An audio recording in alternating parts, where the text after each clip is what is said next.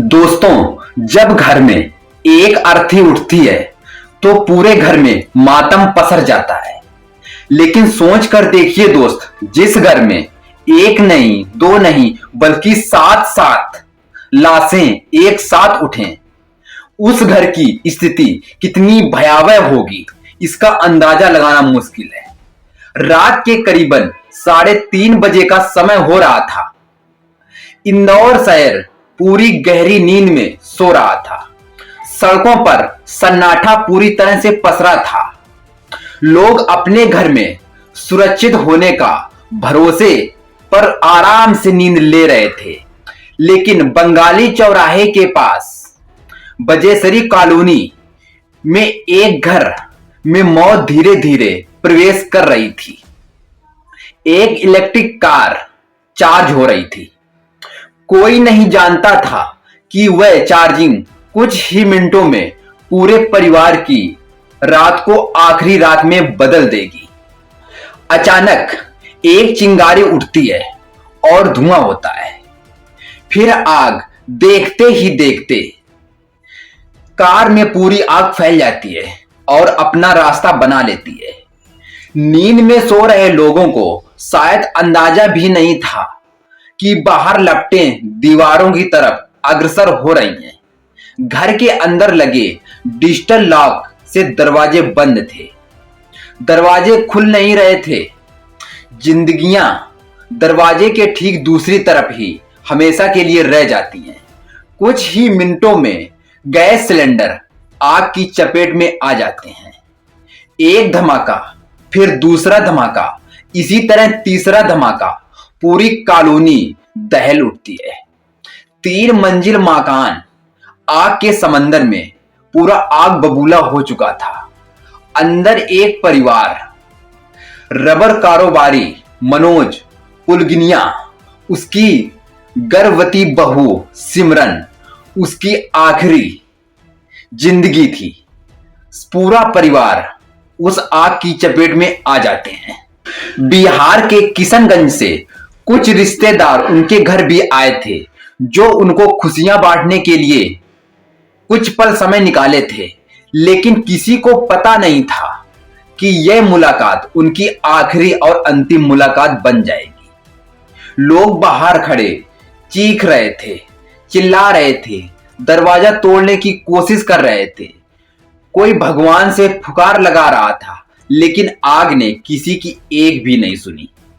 जब तक उनके पास मदद पहुंची थी, तब तक पूरा घर खामोश हो चुका था।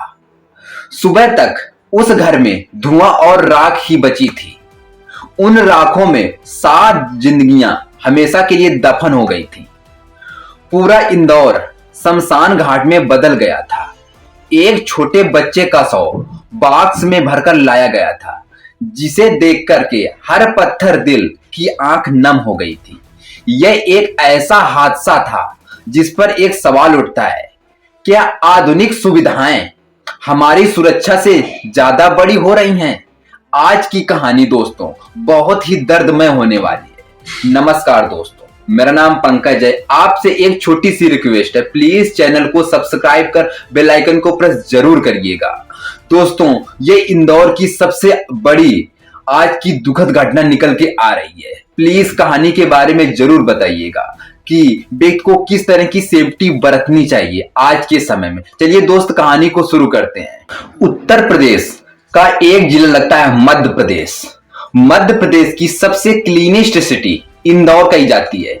इंदौर के अंतर्गत बंगाली चौराहे के पास इंदौर ग्रेटर ब्रजेश्वरी कॉलोनी पड़ती है।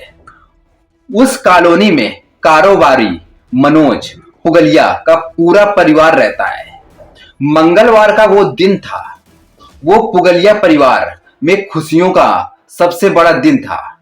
बिहार के किशनगंज से उस परिवार के घर में 6 रिश्तेदार मेहमान बनकर आए थे। घर में मनोज और उसकी गर्भवती बहू, जिसका नाम सिमरन था, और अन्य सदस्य भी मौजूद थे। रात को खाना पीना पूरा होने के बाद 3 मंजिल की आलीशान भवन में सभी लोग चैन की नींद सो रहे थे। घर के बाहर एक इलेक्ट्रिक कार चार्जिंग में लगी हुई थी। चार्जिंग के दौरान ही उस कार में एक शॉर्ट सर्किट होता है और शॉर्ट सर्किट में एक चिंगारी उठती है। वह चिंगारी कार को पूरी तरह से घेर लेती है और धीरे धीरे ग्राउंड फ्लोर में पहुंच जाती है। फिर उसने पूरे मकान को घेर लिया। घर को सुरक्षित करने के लिए घर के लोगों ने डिजिटल लॉकर बना रखे थे। अब आग की वजह से डिजिटल लॉकर काम करना बंद कर दिए थे। अब वो 8 लोग अपने ही घर के अंदर कैद हो चुके थे। बाहर निकलने के लिए उनके पास कोई रास्ता नहीं था। उसमें से 4 लोग किसी तरह से अपनी जान को जोखिम में डालते हुए बाहर निकल आए, लेकिन वो घायल हो गए और बाकी लोग घर के अंदर ही रह गए। दोस्तों, धीरे धीरे आग घर के अंदर रखे 10 सिलेंडर थे उनके पास पहुंचती है।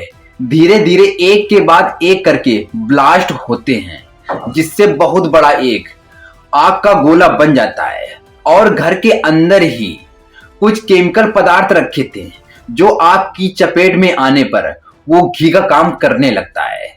जैसे ही सिलेंडर और केमिकल फटते हैं तो एक बहुत बड़ा विस्फोट पैदा हो जाता है। इस खौफनाक धमाके और आग की तीव्रता के कारण उस 3 मंजिल जो मकान था भरभरा के नीचे गिर जाता है। सुबह सुबह का वक्त था जब मॉर्निंग वॉक पर लोग टहलने के लिए निकले थे, तो घर में जो आग की लपटें निकल रही थी उनको देखकर लोगों ने शोर मचाया।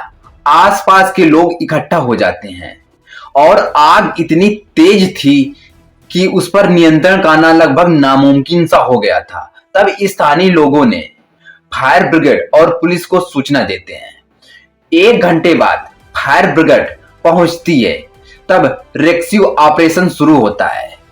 तब टीम दरवाजों को तोड़कर अंदर जाती है। तब तक बहुत देर हो चुकी थी। घर के अंदर 8 लोग राख में बदल चुके थे। वहां का जो मंजर था बहुत ही भयावह था। दोस्तों, उन मरने वालों में से मनोज पुगलिया था, उसकी एक गर्भवती बहू थी और बिहार से 6 लोग जो मेहमान बनके उनके घर खुशियां बांटने आए थे वो भी उसमें शामिल थे। दोस्तों, अब मुक्तिधाम उनको लाया जाता है। अब उन 7 जो लाशें थी उनको जलाया जाता है। यह दृश्य देखकर हर पत्थर आंख नम हो गई थी। दोस्तों, यह बहुत ही दृश्य भयावह था। आपसे दोस्तों एक रिक्वेस्ट है, प्लीज इन लोगों के लिए चैनल को सब्सक्राइब जरूर करिएगा और इस वीडियो को जरूर शेयर करिएगा। दोस्तों, आगे यह जब इंफॉर्मेशन मध्य प्रदेश के मुख्यमंत्री और माननीय पीएम मोदी को इंफॉर्मेशन मिलती है तो मृतकों को 2-2 लाख रुपए और जो घायलों को 50-50 हजार रुपए देने का ऐलान करती है। दोस्तों, आज के दौर में जितनी ज्यादा फैसिलिटी मिल रही है उतना ज्यादा रिस्क भी बढ़ता जा रहा है। कैसे एक इलेक्ट्रिक कार ने 7 जानें ले ली, इसका अंदाजा लगाना मुश्किल था। दोस्तों, इस कहानी के माध्यम से किसी भी व्यक्ति को दुख नहीं पहुंचाना है, बल्कि आप लोगों को जागरूक करना है कि कोई हादसा बताकर नहीं आता। एक छोटी सी लापरवाही पूरी जान का मुख्य कारण बन जाती है। दोस्तों, ये वीडियो आपके लिए कैसे है, कितना हेल्पफुल है, कमेंट बॉक्स में कमेंट करके जरूर बताइए। वीडियो दोस्तों यहीं पर कंप्लीट करते हैं। जय हिंद, जय भारत।